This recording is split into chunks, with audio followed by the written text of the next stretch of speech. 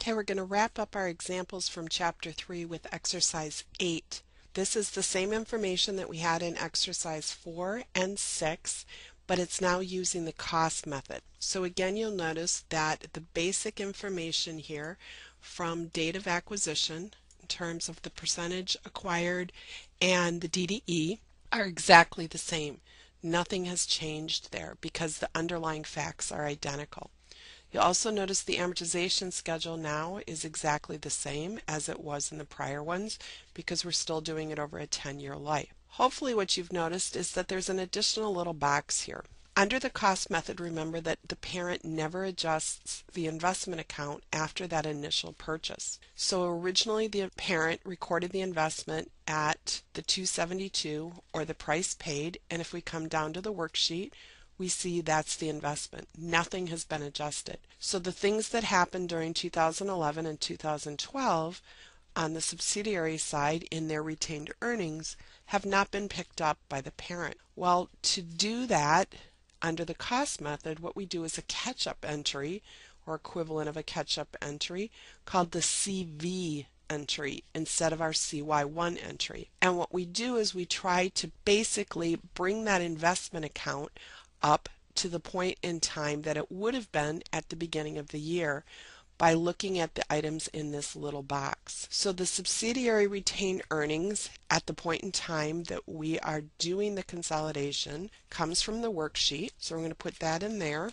We compare that to the retained earnings that the subsidiary had at date of acquisition, and we see that there is a $20,000 difference.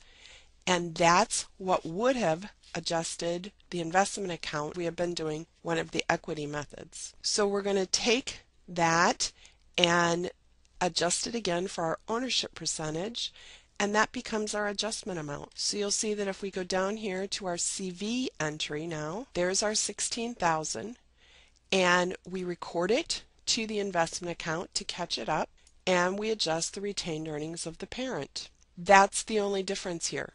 Because you'll notice when we go to CY2, we still have the $8,000 of dividends. We're just taking it out of dividend income now on the sub because they don't record it as subsidiary income, they record it as dividend income. Otherwise, the rest of the entries there, EL, D, and A, should look identical. So we book the CV entry to the investment account and subsidiary retained earnings.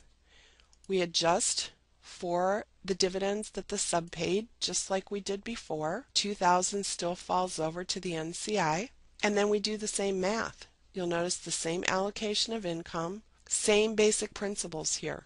Okay, so hopefully between problem 1 and these 3 exercises now you see that impact. So what happens on the parent's investment account is accounted for by either the cost, simple, or sophisticated equity, and whichever of those methods are used then requires some slight modifications as we've seen in these 3 exercises on the worksheet itself, but the final product, the final consolidated balance sheet, is identical. So it does not affect the ending numbers, and that's the key takeaway here.